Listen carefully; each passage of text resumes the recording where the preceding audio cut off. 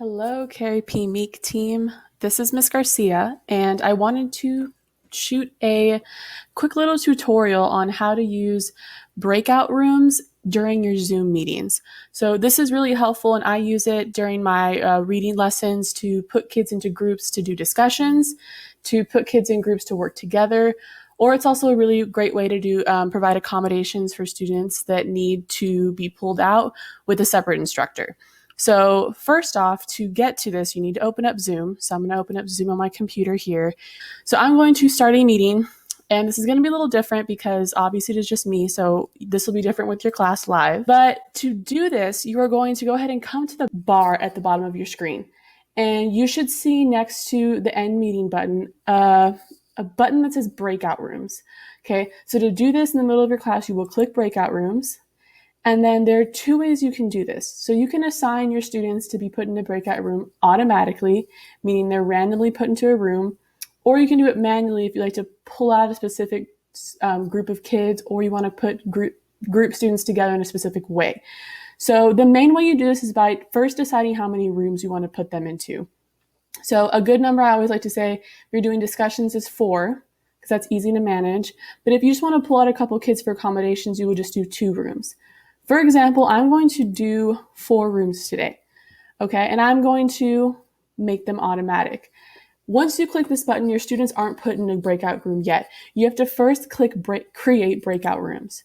Once you do that, you will see the 4 rooms that I just said I was going to create. You can rename them, maybe make them intervention for one group, whatever you'd like. And then you're going to have to first assign your students. So you click assign, and you should see all your students pop up here. Again, this looks a little different because I'm the only person in this meeting, but then you would assign students to each group. You could do it manually by dragging them one by one, or you can do it automatically and it'll just populate these rooms evenly. A couple things I want to point out besides that. If you come down to the bottom where it says options, you have the option to, 1, allow students to come back to the main session at any time, meaning come back to the whole group where everyone was at before. If you don't want to allow that, you can just check it off, okay? Another thing I want to point out is you can always add rooms, and you can always move students around once they're in their breakout room. It is not permanent. If you want to move a kid from one room, there'll be a button that pops up here that says move student. You can move them to a separate breakout room. Even at this point, kids aren't in their room yet. So once you've got your whole breakout room situated, you know who's going where, then you would hit open all rooms. Once you hit open all rooms, students will get a dialog box that'll pop up on their screen like right around here saying the host put you in a breakout room. They have to manually join the room. So you can assign them somewhere, but unless they click join room, they will not be put in that breakout room yet. So they hit join room, they'll be put in a separate call with whatever students you put them in that group. Okay, once you're ready to bring everyone back whole group, you'll see a button that pops up here that says close all rooms. Okay, when you're ready, you click the button, close all rooms. You can't see it here right now.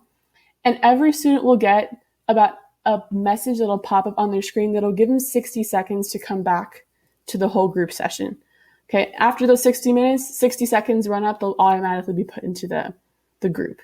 That is a little breakdown on how you use breakout rooms. If you ever have questions about how to use Zoom or little issues that you're trying to work through, you can always message me on Teams and I will be happy to help out. I hope this was helpful and I hope everybody is staying safe at home.